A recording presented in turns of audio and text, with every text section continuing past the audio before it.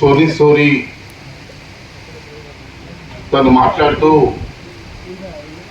అనేక ప్రశ్నలు సవాళ్ళు మన ముందుంచింది. నిర్బంధము ప్రధానంగా ఆదివాసీ ప్రాంతాలలో ఎలాంటి భయానకమైనటువంటి ఒక పరిస్థితిని నెలకొల్పిందనేటటువంటి విషయాలు చెప్తూ హక్కుల సంఘాలు, అదేవిధంగా ప్రజాస్వామికవాదులు, మేధావులు తను వేసినటువంటి ప్రశ్నలను, ఆ సవాళ్ళకి కొంత మీ వంతుగా చివరిగా తను చెప్తూ హైదరాబాద్ని నాకున్నటువంటి బలమైన సంబంధము విశ్వసిస్తున్నాను, ఇక్కడి తెలుగు ప్రజలు ఖచ్చితంగా దీనిపై గొంతెత్తి ప్రశ్నిస్తారని చెప్పి తన యొక్క ప్రసంగాన్ని ముగించారు. వాస్తవానికి ఈరోజు పౌర హక్కుల సంఘంగా ఇదొక సాంప్రదాయం. We have a culture that every conference we organize and we invite the various personalities across the country only with an intention that they should know across the state, country and national, internationally what is being happening. అందులో భాగంగా ఈరోజు కోస్లే పాటిల్ గారు కానీ, మనోరంజన్ మహాంతి గారు, అదేవిధంగా సరోజ్ గిరి గారు, వీళ్ళంతా కూడా చాలా విస్తృతంగా వారు పనిచేస్తున్నటువంటి కార్యక్షేత్రంలో ఉన్నటువంటి అనుభవాలు, ప్రధానంగా హక్కుల ఉద్యమంతో, పౌర హక్కుల సంఘాలతో వారికి ఉన్నటువంటి మమేకము, వారికి ఉన్నటువంటి బంధము, వారు కలిసి పనిచేసినటువంటి సుదీర్ఘ ప్రయాణం గురించి వారు మాట్లాడడం జరిగింది. ఇది ఒక సాంప్రదాయం. సంస్థలో ప్రతి కాన్ఫరెన్స్లో ప్రజాస్వామికవాదుల్ని, ప్రజా సంఘాలని, the lovers of the rights ఉన్నటువంటి వారిని అందరినీ పిలిచి ఒక సభ జరపడం అనేటటువంటిది ఇది మొదటి నుంచి కొనసాగుతున్నటువంటి ఒక ప్రాక్టీస్. వాస్తవానికి మనోరంజన్ మాల్పి గారు చాలా సూటిగా హక్కులకు సంబంధించినటువంటి ఆబ్జెక్టివ్స్ కానీ, why do we need rights అనే దాని గురించి చాలా బాగా చెప్పారు. నిజంగా మనము తరచూ మాట్లాడుతున్నటువంటి క్రమంలో we always talk about the rights. We should know what is the rights. హక్కులు మనకి దేనికి అవసరం? ఇది ప్రధానంగా పౌర హక్కుల సంఘం ప్రతి చోట మాట్లాడుతున్నటువంటి విషయం. హక్కులు అణచివేతను ప్రశ్నించడానికి మనకు హక్కులు అవసరం. We need rights to fight against the oppression. హక్కులు ఒక సమానత్వాన్ని సాధించడానికి అదొక సాధనం. Rights are used to achieve the equality in the society. Rights are needed to fight against the exploitation. మొత్తంగా హక్కులు అనేటటువంటివి ఈ సమాజంలో ఉన్నటువంటి యథాస్థితి, to break the status quo of the society. అంటే మన భారత సమాజము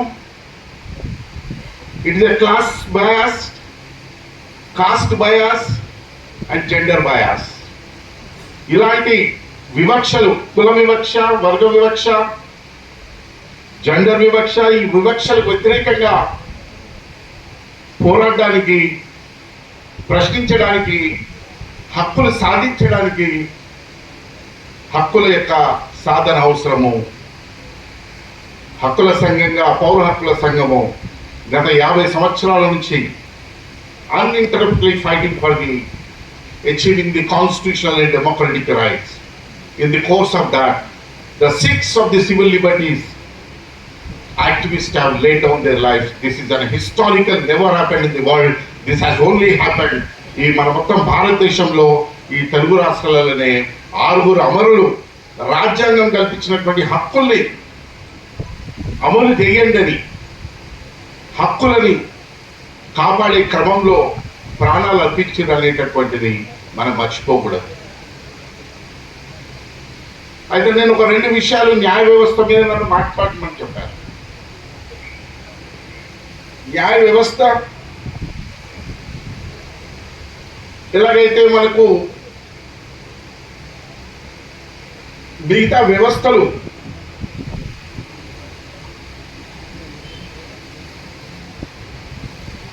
ఉండేటటువంటి అసమానతలు న్యాయ వ్యవస్థలో కూడా మనము చాలా స్పష్టంగా చూస్తాం. మొత్తంగా న్యాయ వ్యవస్థని గత 75 సంవత్సరాల నుంచి ఒకే ఘాటిని కట్టి ఒకే పర్స్పెక్టివ్ తోటి మనం చూడలేము. There is a changing of faces in the Indian judiciary. నిజంగా కూడా చాలా సీరియస్ గా న్యాయ వ్యవస్థలో వచ్చినటువంటి మార్పులను మనము 1990s ఎర్లీ నుంచి చూడొచ్చు. మనం బిఫోర్ 1990s కి 1990s తర్వాత ఉండేటటువంటి ఒక న్యాయ వ్యవస్థ యొక్క పనితీరు ప్రధానంగా ఉన్నత న్యాయ వ్యవస్థలు హైకోర్టులే కావచ్చు, సుప్రీంకోర్టే కావచ్చు, కొంత సరోజ్గిరి మాట్లాడడం జరిగింది. ఎందుకు ఈ న్యాయ వ్యవస్థలో ఇంత పెద్ద ఎత్తున మార్పులు జరుగుతున్నాయి అనేటువంటిది మనం సమీక్షించుకోవాల్సిన అవసరం ఉంది. ఒక నిర్బంధ చట్టాలు లేకపోతే మనకు ఈరోజు ఉమర్ ఖాలిద్ కి బెయిల్ రాలేదనో, భీమే కారోగాంలో చాలా మంది జైళ్లలో ఏళ్ల తరబడి ఉంటున్నారు, బెయిల్ లేదు, and there was no trial at all. అనేక మంది జర్నలిస్టులు ఈరోజు జైళ్లలో ఉంటున్నారు వితౌట్ బెయిల్.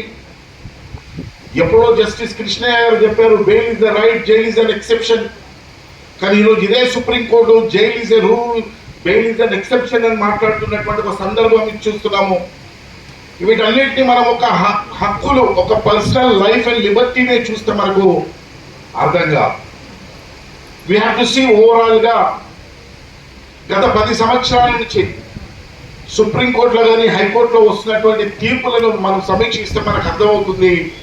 సుప్రీంకోర్టులో కానీ హైకోర్టులో ఉన్నటువంటి న్యాయమూర్తులు వారి యొక్క ఆలోచన విధానం కానీ, ఎలాంటి న్యాయమూర్తులు సుప్రీంకోర్టులోకి వస్తున్నారు, ఎలాంటి జడ్జిమెంట్లు వస్తున్నాయని. ఉదాహరణకు మీరు డిమానిటైజేషన్ తీర్పును ఒకవేళ చూస్తే ఆ తీర్పు ఎంత అప్రజాస్వామికంగా ఉంటుందో మనకు అర్థమవుతుంది. అనేక మంది డిమానిటైజేషన్ వల్ల చనిపోయినటువంటి సంఘటనలు మనకు అందరికీ తెలిసిందే. డిమానిటైజేషన్ కావచ్చు, అదేవిధంగా రీసెంట్ గా వచ్చిన ఎలక్ట్రల్ బాండ్స్ లాంటి తీర్పులు కానీ, అంటే ఎలక్ట్రల్ బాండ్స్ అయితే ఎంత భయానకమైన ఏంటంటే the corporates can fund the elections.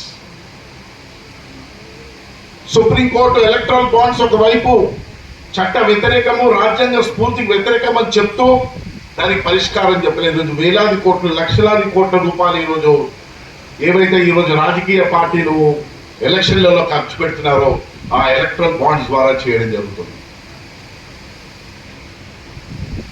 అదేవిధంగా మన బాబ్రీ మసీద్ తీర్పునైనా చూడండి. బాబ్రీ మసీద్ తీర్పు పూర్తిగా ది కాన్సెప్ట్ ఆఫ్ సెక్యులరిజం కానీ, ద సైంటిఫిక్ పర్స్పెక్టివ్ ఏదైతే న్యాయ వ్యవస్థకు జ్యుడిషియల్ రివ్యూకు ఉండాలో that is totally ignored and they have passed that of the God consciousness తోటి తీర్పునిస్తున్నామని చెప్పి యునానిమస్ గా ఇవ్వడం అనేటటువంటి ఒక దుర్మార్గమైనటువంటి పరిస్థితి మనం చూస్తా ఉన్నాం. ఈ మధ్య కాలంలో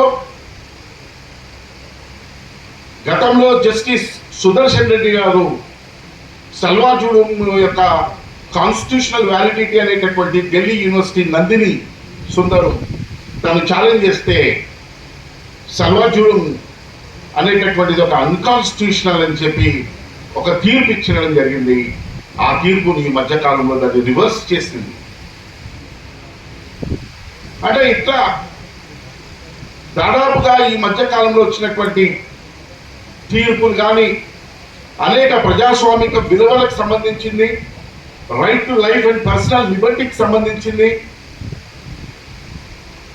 ఇవన్నిట్లలో కూడా తీర్పులను ఒక క్రమంగా ఒక పద్ధతిగా ఈరోజు రివర్స్ చేస్తూ హక్కులను పూర్తిగా నేరో డౌన్ చేసేటటువంటి ఒక పరిస్థితి మనం చూస్తూ ఉన్నాం సుప్రీంకోర్టులో కానీ హైకోర్టులో కానీ. బహుశా ప్రపంచ చరిత్రలో, భారతదేశ చరిత్రలో బూటకపు ఎన్కౌంటర్లకు వ్యతిరేకంగా పౌర హక్కుల సంఘం పోరాడినటువంటి పోరాటం బహుశా ఏ హక్కుల సంఘం కూడా చేయకపోయి ఉండొచ్చు. The Civil Liberties Committee has relentlessly fought against the fake encounters, extrajudicial killings across the state. And with a great struggle, the first generation and the second generation of the lawyers of the Civil Liberties Committee, they fought and got successful a constitutional judgment which is known as APCNC versus State of Andhra Pradesh. ఆ తీర్పు ద్వారా కొన్ని రోజులు ఎన్కౌంటర్లే మన ఉమ్మడి రాష్ట్రంలో పూర్తిగా విరామం వచ్చినటువంటి ఒక పరిస్థితి కూడా మనం చూసాం. కానీ దాని తర్వాత మళ్ళీ అదే ఎన్కౌంటర్లో ఒక స్టే ఇచ్చిన తర్వాత కొనసాగుతూ ఉన్నటువంటి పరిస్థితి. ఈ రకంగా అంటే సుప్రీంకోర్టులో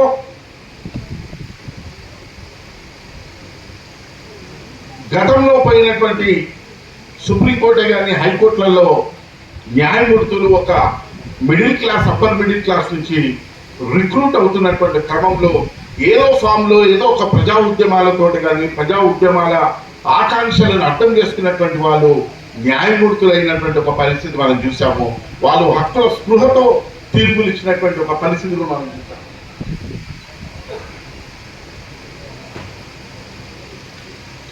కానీ ఈ మధ్యకాలంలో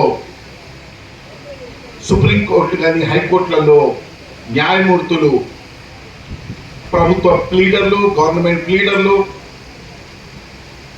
కార్పొరేట్ లాయర్లు కనీసము హక్కులు కానీ పేద ప్రజల యొక్క బెనిఫిషియల్ లెజిస్లేషన్స్ కానీ ఇవేమీ కూడా తెలియనటువంటి, ప్రాక్టీస్ లేనటువంటి వాళ్ళు ఈరోజు న్యాయమూర్తులు అవుతున్నారు.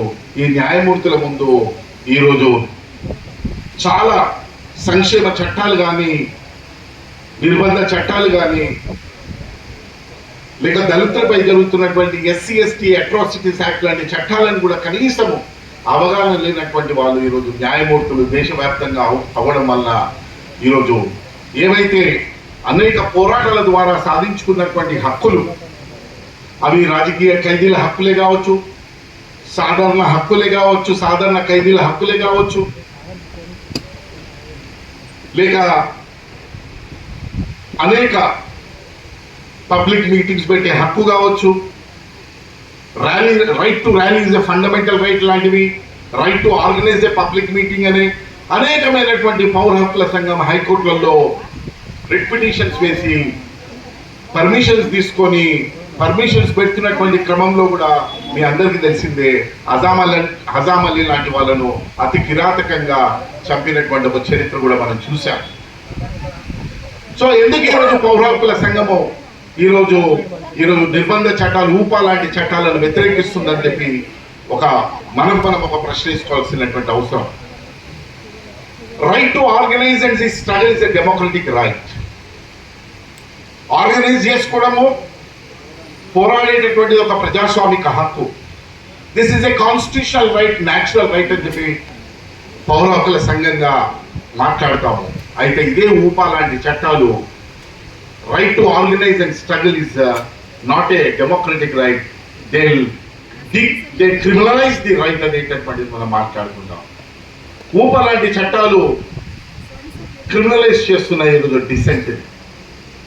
ప్రజాస్వామికంగా ఒక ఆర్గనైజేషన్ పెట్టుకొని ఒక సంఘాన్ని పెట్టుకునేటటువంటిది భారత రాజ్యాంగం కల్పించినటువంటి హక్కును కూడా ఊపా లాంటి చట్టాలు ఈరోజు అలాంటి సంఘాలను ఒక అన్లాఫుల్ యాక్ట్ కింద వీటిని బ్యాన్ చేయడం అనేటటువంటిది కూడా ఈరోజు విస్తృతమైనటువంటి ఈరోజు అధికారాలు ఈరోజు ఎగ్జిక్యూటివ్కి ఇవ్వడం జరిగింది.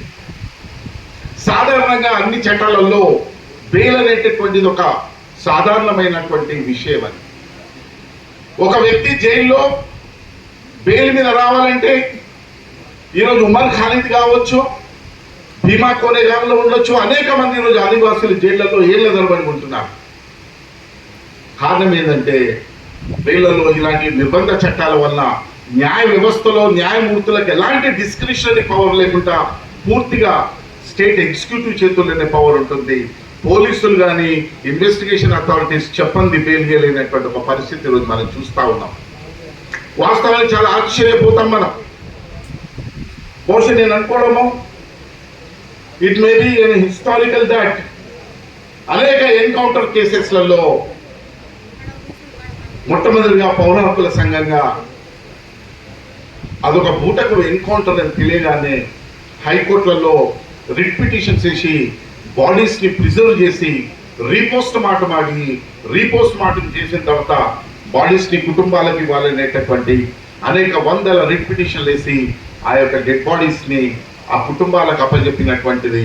దాని తర్వాత కేసుల్ని 302 కింద ఎందుకు ప్రాసిక్యూట్ చేయరని చెప్పి అడిగినటువంటి సందర్భాలు ఉన్నాయి. అనేక జడ్జెస్ కూడా ఎంత కఠినంగా ఉన్నటువంటి న్యాయమూర్తులైనా కానీ ఇలాంటి రిట్ పిటిషన్స్ వచ్చినప్పుడు గతంలో చాలా పాజిటివ్గా స్పందించి రాత్రిపూట వాళ్ళ ఇల్లు తలుపులు తలిపి నైట్ పూట కూడా ఆర్డర్లు తీసుకున్నటువంటి అనేక కేసులలో we have seen more hundreds of cases. కానీ ఈరోజు చూడండి ఎంత దుర్మార్గంగా అయిపోయింది న్యాయ వ్యవస్థ.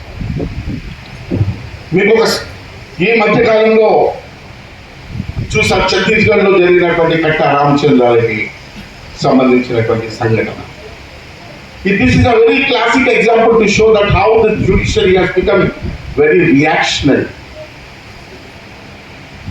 న్యాయ వ్యవస్థ నిజంగా కూడా రామచంద్రారెడ్డి కొడుకు Chander, he has approached the Bilaspur హైకోర్టులో వేసినటువంటి యొక్క రిట్ పిటిషన్ ని సరైన సమయంలో కేసు వినట్లేదంటే సుప్రీంకోర్టు పోవాల్సి వచ్చింది. ఈరోజు సుప్రీంకోర్టుకు ఒక సాధారణ పౌరుడు పోయి ఒక రిట్ పిటిషన్ వేసి ఒక డైరెక్షన్ తీసుకునేటటువంటి ఒక పరిస్థితి లేదు. అయినప్పటికీ చాలా బలమైనటువంటి కారణాలు చూపిస్తూ సుప్రీంకోర్టు పోయి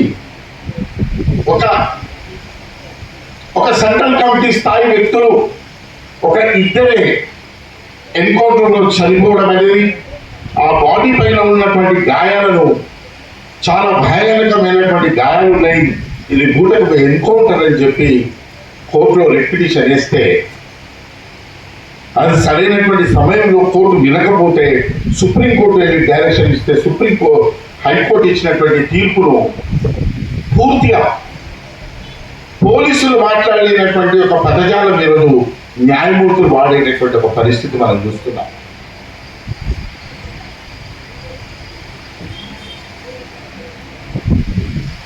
జడ్జు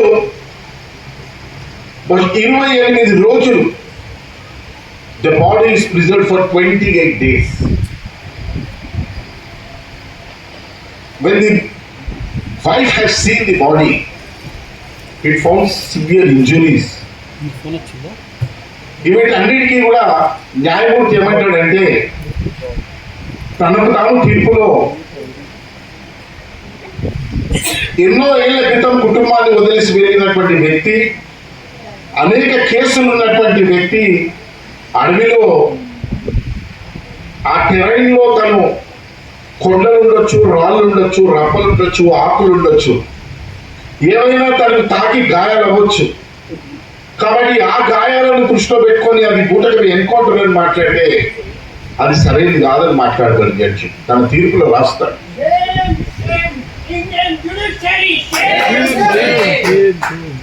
అదేవిధంగా the petitioner is not an expert అని చెప్తాడు. Because the petitioner is not an eyewitness to the incident, కాబట్టి he is not an expert అని చెప్తాడు. ఒకవైపు ఆలోచించాల్సింది ఏంటంటే న్యాయమూర్తి ఎట్లా ఎక్స్పర్ట్ అవుతాడు? మరి న్యాయమూర్తి ఎక్స్పర్ట్ అవ్వడానికి మన న్యాయమూర్తి ఆ ఎన్కౌంటర్ ని పరిశీలించింట, ఆ ఎన్కౌంటర్ ప్లేస్ లో ఉన్నాడు. ఇంకా చాలా ముందుకు వెళ్తూ తన తీర్పులో ఏమంటాడంటే the anti Naxal operation the aim to maintain the law and order అని మాట్లాడతారు. అంటే భారత రాజ్యాంగంలో ఆర్టికల్ 21 ప్రకారంగా చాలా స్పష్టంగా no one can take the life without due process of law. చట్ట వ్యతిరేకంగా ఒక ప్రొసీజర్ ఫాలో కాకుండా జీవించే హక్కును కాలరాసేటటువంటి హక్కు ఎవరికి లేదు. భారత రాజ్యాంగంలో కానీ ఇండియన్ పినల్ కోడ్ లో ఎక్కడ కూడా if you hold a weapon, if I carry weapon, నేను ఒక తుపాకీ పట్టుకున్నా, if I carry weapon it does not mean that you can kill me. తుపాకీ నా దగ్గర ఉంది కాబట్టి నేను చంపుతాననేటటువంటి హక్కు భారత రాజ్యాంగంలో కానీ ఇండియన్ పీనల్లో కానీ ఏ పోలీసులకు కానీ ఏ పారామిలిటరీ ఫోర్సెస్ కానీ ఈ హక్కు ఇవ్వలేదు అనేటటువంటిది మనం ఈరోజు పాలకులు గుర్తించాల్సిన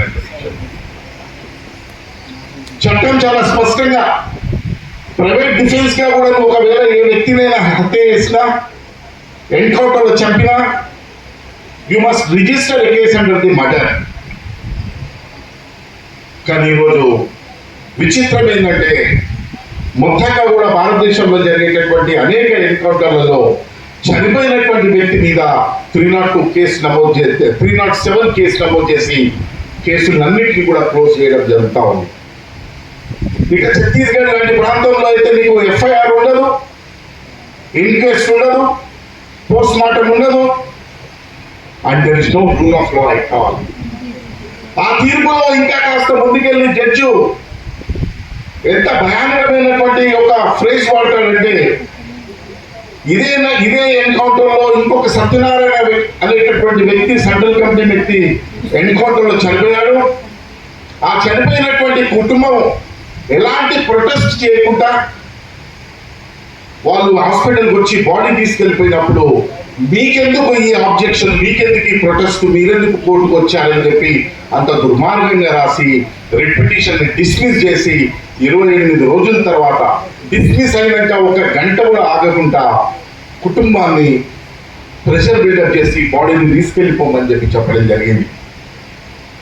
ఇంకా చాలా ఇన్యూమన్ ఏంటంటే ఒక dead civil liberties from the beginning we have been fighting that dead body should also have a dignity. చనిపోయినటువంటి వ్యక్తికి కూడా గౌరవం ఉంటుంది. గౌరవప్రదంగా తన అంత్యక్రియలు కానీ గౌరవప్రదంగా బాడీని ఒక ఎంబాంబింగ్ చేసి బాడీని ఒక మంచి కండిషన్ లో పెట్టి బాడీని ఇవ్వాల్సినటువంటి ఒక బాధ్యత ప్రభుత్వం మీద కానీ ఆ పోలీసుల మీద ఉంటుందని చెప్పి పదే పదే రిట్లేసి అనేకమైనటువంటి ఆర్డర్లు తీసుకున్నటువంటి సందర్భాలు ఉన్నాయి. మీరు డెడ్ బాడీ 28 రోజుల తర్వాత తీసుకుంటే ఎంత భయానకమైనటువంటి బాడీని గుర్తుపట్టకుండా కుళ్ళిపోయి మొత్తము యు కాంట్ ఇమాజిన్.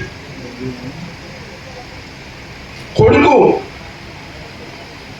హాస్పిటల్లో ఉండేటటువంటి మార్చరీ దగ్గర ఉండే డాక్టర్లను కానీ అదే రకంగా పోలీసులను కానీ అడిగింది ఏంటంటే, when the Supreme Court has directed to preserve the body, ఒక సరైనటువంటి పద్ధతిలో బాడీని ప్రిజర్వ్ చేయండి, హై కండిషన్ ఆఫ్ కాఫిన్ లో పెట్టండి, ప్రిజర్వ్ చేయండి అంటే మాకు ప్రిజర్వ్ చేయమని చెప్పిందే కానీ -డిగ్రీలో ప్రిజర్వ్ చేయమని చెప్పలేదు. కాబట్టి మేము ఏదో ప్రిజర్ లాగా పెట్టి బాడీని మొత్తంగా కుళ్ళిపోయిన తర్వాత గుర్తుపట్టలేనటువంటి ఒక పరిస్థితులలో బాడీని ఇవ్వడం జరిగింది. ఇవన్నీ కూడా గతంలో అనేక పోరాటాలు చేసి సాధించుకున్నటువంటి హక్కులు. Right to inform the body, right to preserve the body, right to hand over the body to the family members, right to organise the rally for the dead bodies by the family members. ఇవన్నీ హక్కులు అనేక పోరాటాల ద్వారా పౌర హక్కుల సంఘాలు పోరాడి చేసి సాధించుకున్నటువంటి హక్కులు ఈరోజు ఊపాలంటే నిర్బంధ చట్టాలు ఈ హక్కులన్నింటినీ కూడా క్రిమినలైజ్ చేస్తూ హక్కుల్ని పూర్తిగా మళ్ళీ సస్పెండ్ చేసేటటువంటి ఒక పరిస్థితి మనం చూస్తూ ఉన్నాం. Systematically supreme court is determining the judges are insensitive towards the human rights. కాబట్టి మిత్రులారా, మొత్తంగా కూడా ఈరోజు న్యాయ వ్యవస్థ పెద్ద ఎత్తున సంక్షోభంలో ఉంది. న్యాయ వ్యవస్థలో జడ్జెస్ కి కరేజ్ తగ్గిపోయింది. ఒక ధైర్యంతో తీర్పులు ఇచ్చేటటువంటి జడ్జెస్ గతంలో మనం చూసినటువంటి హెచ్ఆర్ కన్నా లాంటి వాళ్ళు ఈరోజు మనకు స్కేర్సిటీలో ఉన్నారు. రిక్రూట్మెంట్ జరిగే పద్ధతే వెన్నుముక్క లేనటువంటి వాళ్ళు ఈరోజు న్యాయమూర్తులుగా ప్రమోట్ అవుతున్నటువంటి ఒక పరిస్థితి మనం చూస్తున్నాము. And most of the judges are becoming friendly to the state. కాబట్టి ఈరోజు చాలా ఇబ్బందికరమైనటువంటి పరిస్థితి ఉంది. అందుకే చరిత్రలో చివరిగా ఒక విషయం చెప్పి నేను ముగిస్తా.